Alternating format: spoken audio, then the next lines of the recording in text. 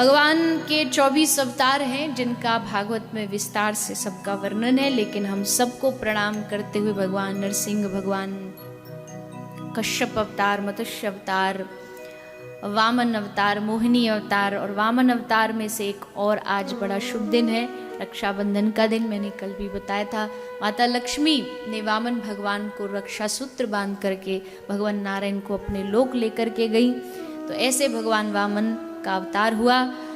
नवम स्कंद में भगवान का मर्यादा पुरुषोत्तम राम का अवतार हुआ, राम अवतार।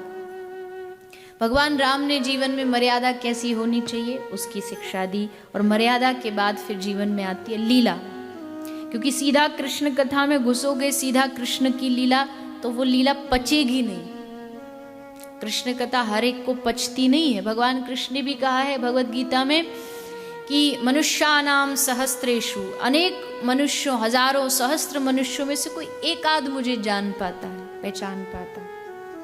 तो पहले जीवन में राम कथा, मर्यादा, क्योंकि राम जी मर्यादा, राम जी को आप अपने घर में बुलाओ और घर में बुला के अपने ड्राइंग रूम में एक सोफे पे बिठा दो और कहो कि राम जी आप थोड़ा बैठ जाओ, हम थोड़ा काम करके आते हैं। 1 घंटे, 2 घंटे, 3 घंटे बाद भी आप आओगे ना, तो एग्जैक्ट जहां बिठा के गए थे राम जी वहीं बैठे मिलेंगे, इतने मर्यादे थे। वहीं ब्रज के कन्हैया को बिठा दो तो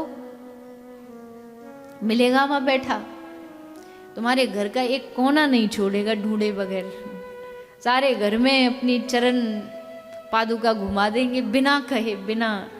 तो दोनों का अपना अपना भाव है। राम कृष्ण दो एक हैं, अंतर नहीं निमेष, इनके नयन गंभीर हैं, इनके चपल विशेष।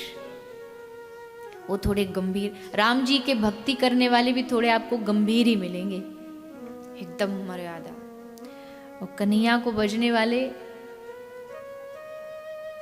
तो वो तो आपने देखा ही होगा ब्रज में जब गए होंगे। अरे और तो छोड़ो, बंदरों को देखो आप,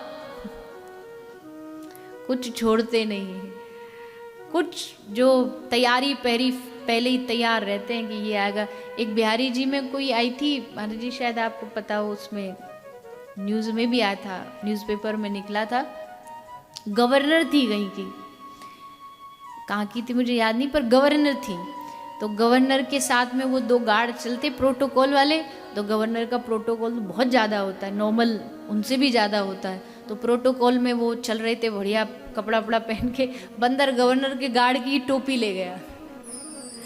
अब पूरा वृंदावन भागेगी, और लोगों को प्रोटोकॉल में रख सकते हो, इनको कौन रखेगा। तो फिर जैसे तैसे उनको वो आती है उनकी स्पेशल फ्रूटी, वो पिला दी तो फिर दे देते हैं। बड़े बड़े चालाक होते हैं। एक कोई हमने आंखों से देखा था, एक का कोई चश्मा ले गया तो उसने फेंका ऊपर से, और फ्रूटी दी तो उसने फेंक दिया। वो इतने समझदार है, वो जब उसने फेंका तो बीच में कहीं आके अटक गया था, मतलब उस आदमी के पास पहुंचा नहीं, कहीं गलत जगह अटक गया, तो कूद के आया और वहां से उसको उठा के फिर दिया। इतने ईमानदार हैं, कुछ करते नहीं, बस हाँ फ्रूटी दे दो समय समय पे, ईमानदारी पूरी निभाएंगे।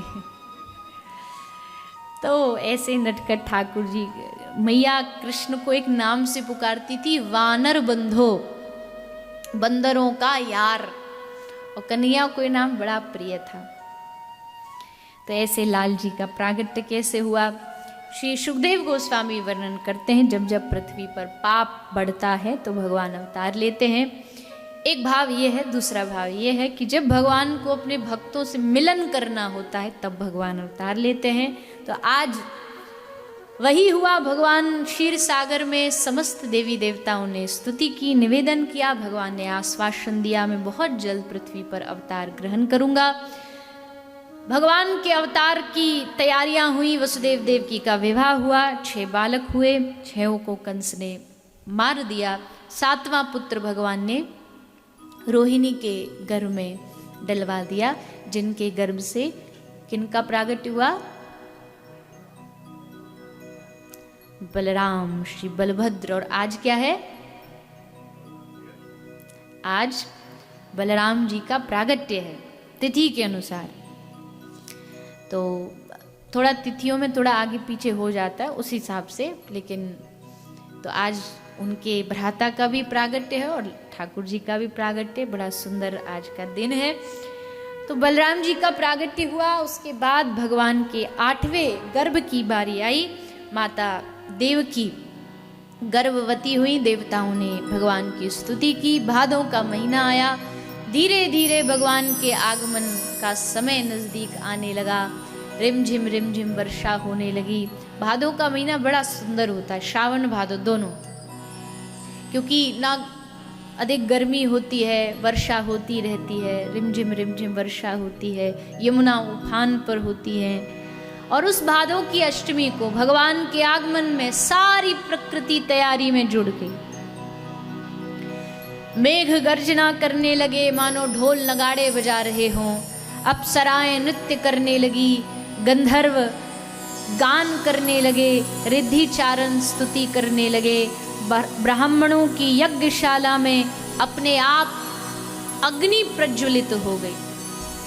साधु सज्जन ब्राह्मण निर्गुण निराकार का वर्षों से ध्यान जो करते आ रहे थे, आज कृष्ण के आगमन में सबका ध्यान टूट गया, क्योंकि सबके चित्त को चुराने वाला कृष्ण आने वाला है। रात्रि को सरोवर में कमल खिलने लगे, पक्षी चहकने लगे, भंवरे गुनगुनाने लगे, कोयल कूह कूह करने लगी, बंदर एक डाल से दूसरी डाल पर कूदने लगे, गाय रंभाने लगी, क्योंकि आज गोपाल आने वाला है। गैया का रक्षा करने वाला गोपाल आने वाला है। भादों की अष्टमी को रात्रि को ठीक 12 बजे हम सब पर कृपा करने के लिए, रास रचाने के लिए, हमारे चित्त को चुराने के लिए, गोपियों को आनंद देने के लिए, गैया चराने के लिए नंद नंदन श्याम सुंदर श्री बाल कृष्ण लाल का प्रागट्य हुआ। बोलिए बाल कृष्ण लाल की। आधी रात को कारागार में श्री श्याम सुंदर प्रकट हुए। कारागार, जेल, कंस का जो प्रकाश छा गया, देखा अद्भुत स्वरूप, 4 भुजा, शंख चक्र गदा पद्म धारण किए हुए श्याम सुंदर आए हैं। माता देवकी ने कहा, प्रभु ये क्या बन के आए हो आप? ठाकुर जी बोले, क्यों कुछ गड़बड़ है क्या? बोले, पूरी गड़बड़ है। हमने बोला था आप बालक बन के आना, बाल गोपाल बन के आना, आप तो सबके बाप बन के आए हो। 4 हाथ वाला बेटा देखा है किसी ने? अरे प्रभु, हमारा भाव क्या था वो तो देखो। हमारा भाव था बाल रूप में आओ। तो आपसे निवेदन, बाल रूप में हमें दर्शन दो। प्रभु ने उनकी भाव को पूर्ण किया। भगवान छोटे से नन्हे से नीलमणि के समान चमकते हुए बालक बन गए। और तब भगवान ने वसुदेव जी को आज्ञा दी। वसुदेव जी भगवान को टोकरे में बिठा करके गोकुल की ओर, जहाँ यशोदा मैया अपनी योग माया जो लाली है उसके साथ सोई हुई थी, उन्हीं श्री बालकृष्ण लाल का हम सब, हमारे मध्य में श्री ठाकुर जी का सुंदर यहाँ झूलन है, उसका हम दर्शन करेंगे।